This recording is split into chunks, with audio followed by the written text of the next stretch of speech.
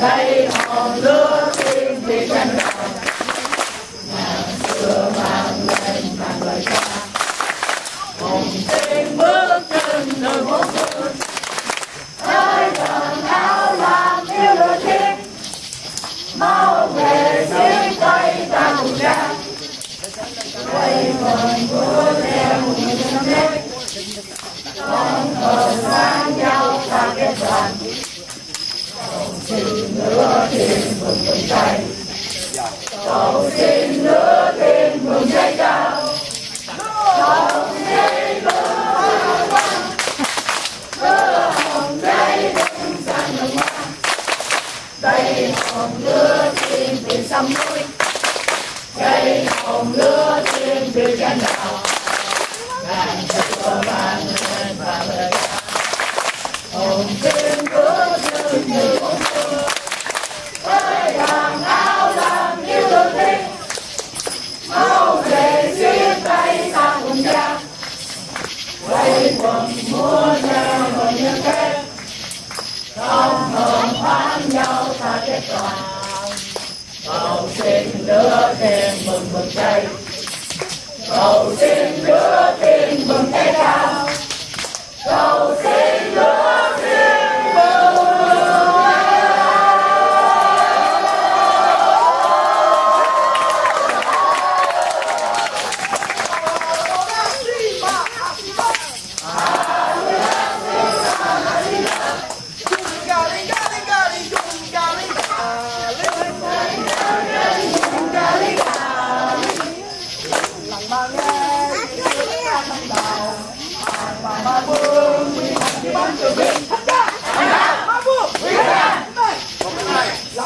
mà nghe ngày xưa thích ca mà vương ngày xưa từ bi thích ca quý đây hai cái tay lần mà nghe ngày xưa ca mà vương ngày xưa từ bi thích ca quý hai cái tay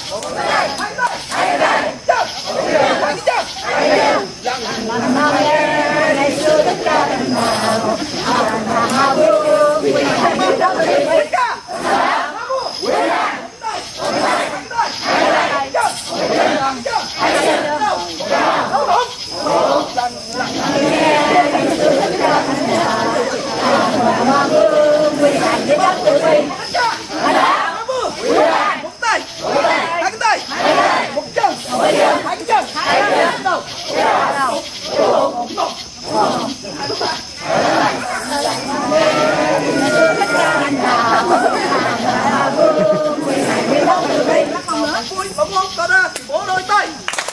nào bằng vui mà muốn ta ra thì bỏ đôi tay nào bằng vui mà muốn ta ra mà bằng nó cho quân đây đi nào bằng vui mà muốn ta ra thì bỏ đôi tay nào bằng vui mà muốn ta ra thì gật đầu đi nào bằng vui mà muốn ta ra thì gật đầu đi nào bằng vui mà muốn ta ra mà bằng nó cho quân đây đi nào bằng vui mà muốn ta ra thì gật đầu đi nào bằng vui mà muốn ta ra thì có anh hai nào bằng vui mà muốn ta ra thì có anh hai nào bằng vui mà muốn ta ra mà bằng nó cho quân đây đi nào bằng vui mà muốn ta ra thì có anh hai nào bằng vui mà muốn ta ra mà bằng nó cho quân đây biết nào bằng vui mà muốn ta ra thì làm cả ba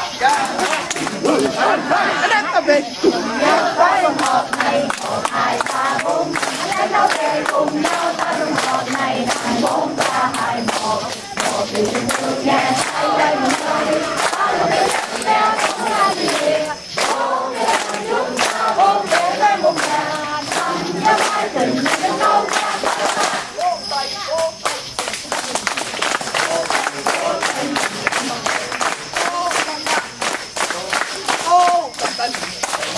Ôi cười cho đời chúng tôi.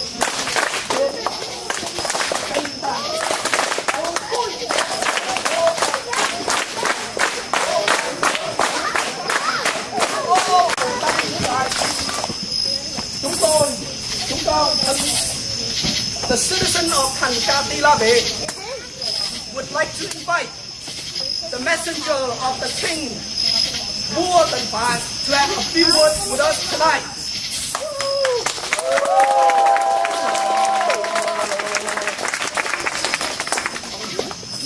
Kính thưa quý thưa quý bác và tất cả các thần dân của thành Ca Tây La Vợ,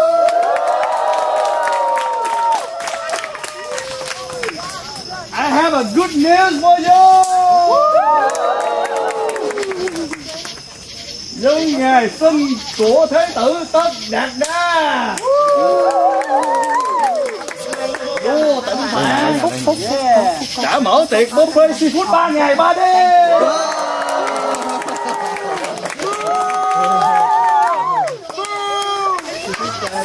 Tiệc tóc phu 3 ngày 3 đêm.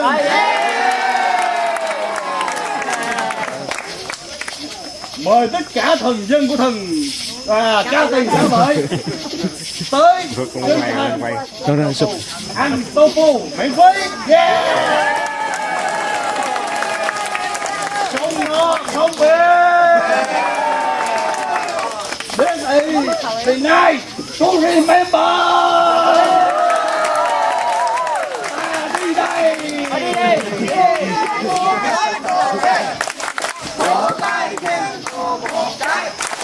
Go ghê, go ghê, go ghê. Vỗ tay cho họ một cái. Go ghê.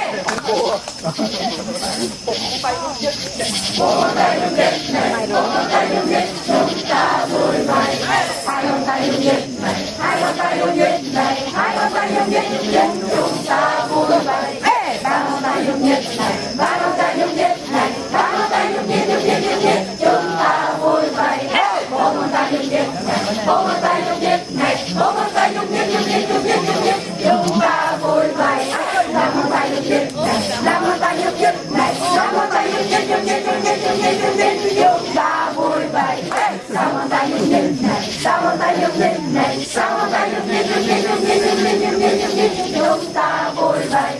Bảy con tay dung dịch này, bảy con tay dung dịch này, bảy con tay dung dịch, chúng ta vui vẻ. Ba con tay dung dịch này, ba con tay dung dịch này, ba con tay dung dịch, chúng ta vui vẻ. Chúng ta dung dịch này, chúng ta dung dịch này, chúng ta dung dịch, chúng ta vui vẻ. Mười con tay dung dịch này, mười con tay dung dịch này, mười con tay dung dịch, chúng ta vui vẻ.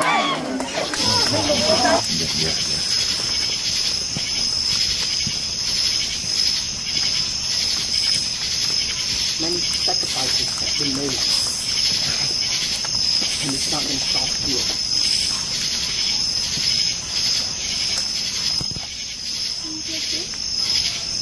And not just that. Many years of our young years, 70 years plus, many Hasian in the past have sacrificed their life. Many Thai have also given away their life for our religion and for our organization. So at this moment, we are very fortunate to be sitting here today. We are very fortunate to be able to attend this camp. To wrap up this camp, we would like to invite Andy Sung to give us the ending speech. Dear brothers and sisters, let's take a moment to listen to the sounds around you.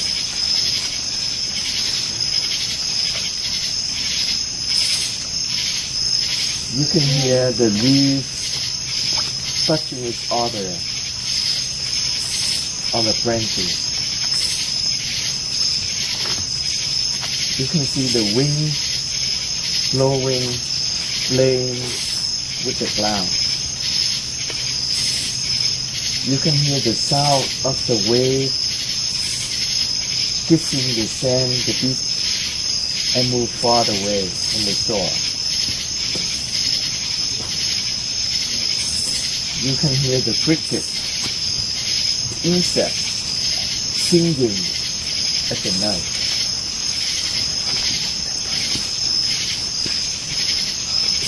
And we are sitting here. So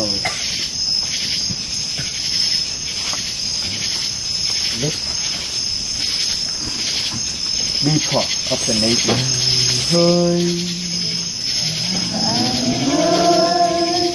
Bạn ơi,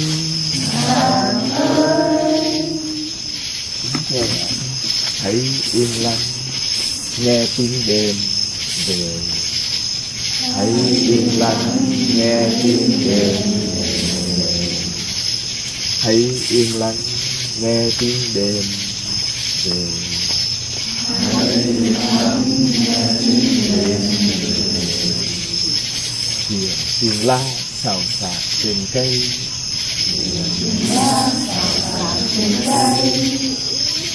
Kìa tiếng la xào xạc trên cây. Như tiếng gió gợi lời cho mây.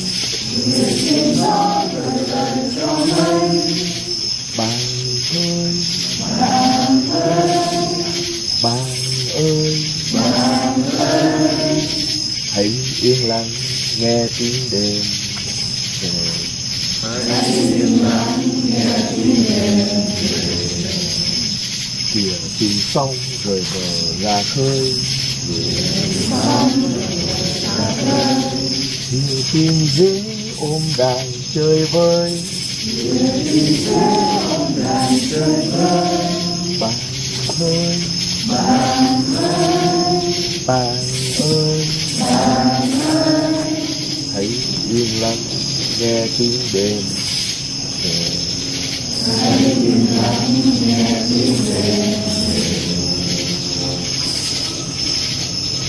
And we are here in silence, practicing the deep listening to all of us, to the nature. So you can hear again the leaves touching each other on the branch, the sound of the wind pushing, playing with the clouds up in the sky, the waves kissing the sand, moving far away from shore, and the cricket, the insects singing with ecstasy. And we are here. Tomorrow, we will leave the camp. Let me hold near and dear, looking at the fire and saying farewell to each other for the final night of Camp Anomani Lunar Fisher 2017. 48 hours in our life to stand together. You are the team and the team is you. We are one family. Yadin Kapari. You know what? 40 years ago, right? Many generations of the both people left Vietnam, look for freedom, to find freedom. And your grandparents, your father, your mother, our fathers, our mothers, was nurtured by this country to raise us, to raise you.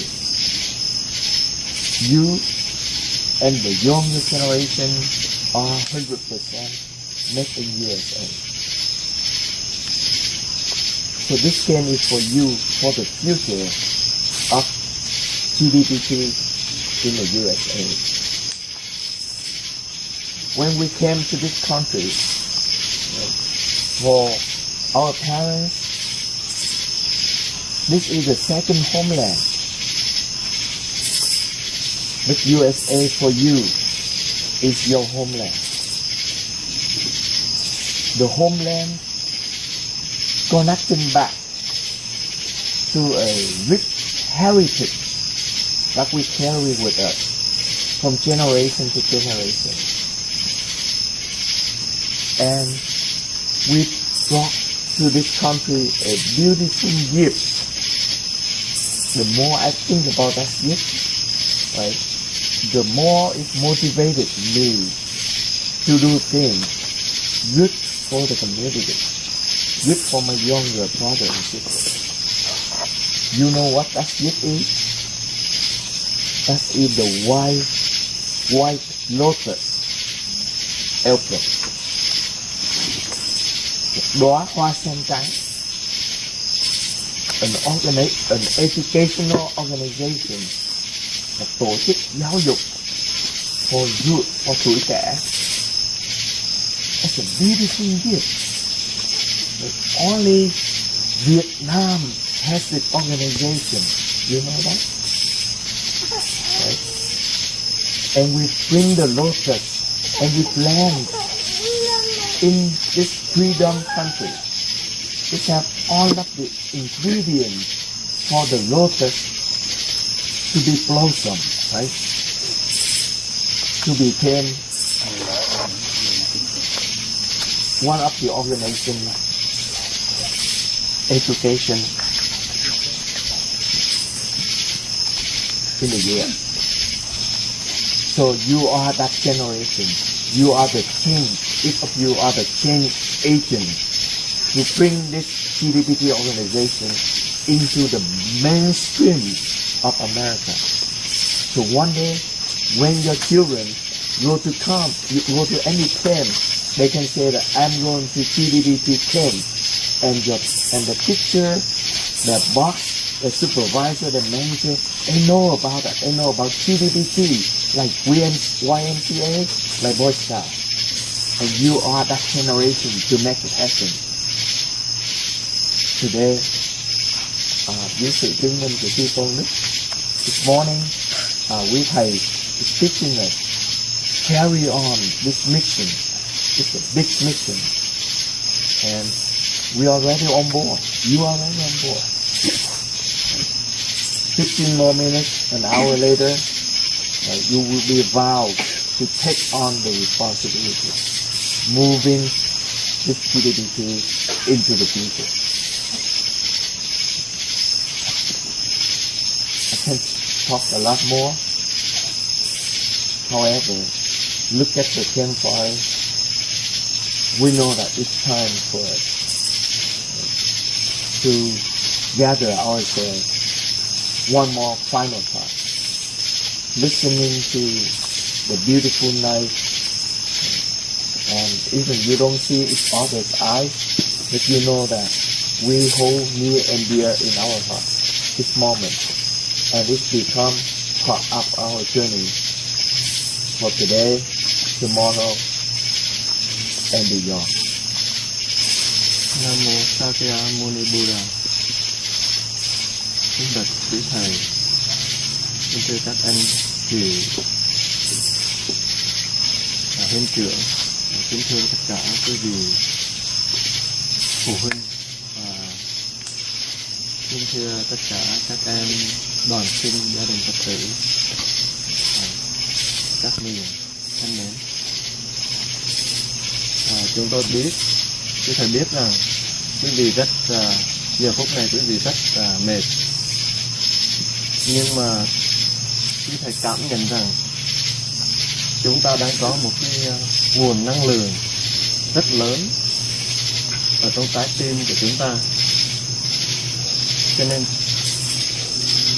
giờ phút bây giờ các thầy cũng như các anh huynh trưởng và tất cả các em đều cảm thấy trong trái tim của mình rất vui và rất hạnh phúc,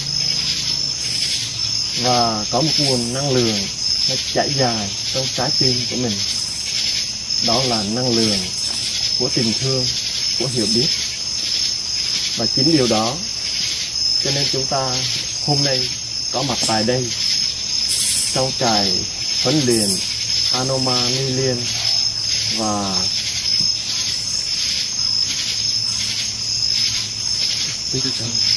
Tishon. Và khi các thầy nhìn các anh chị, các em chơi những trò chơi, có những tiết mục ở trên sân khấu, và các thầy không biết rằng tuy các thầy không involve vào trong các cái schedule của các em, nhưng mà không biết làm sao các em có cái thời gian, và các thầy thấy rằng các em học và học liên tục và theo đuổi cái thời gian, cái thời giờ, cái thời khóa rất là đều. Thì lấy thời gian ở đâu các em có thể tập những cái tiết mục, tập những cái các tiểu phẩm rất là tốt và rất là ăn khớp với nhau, rất là hòa đồng. Và các thầy đứng trên sân khấu nhìn các em biểu diễn và trình diễn những cái tác phẩm trích đoàn của những cái tiểu phẩm về Phật pháp và về cái đời sống. Các thầy thấy một cái điều rất hạnh phúc, và các em dành tuy là học rất nhiều và dành thời gian cho rất nhiều thời khóa, nhưng mà các em vẫn dành cái thời gian để tập những cái dành dùng cái thời gian để tập những cái tiểu phẩm đó. Chúng tôi các thầy rất hạnh phúc và rất hạnh diện về các em. Xin cho chúng ta một tràng pháo tay để chúng ta hiến tặng cho chính mình.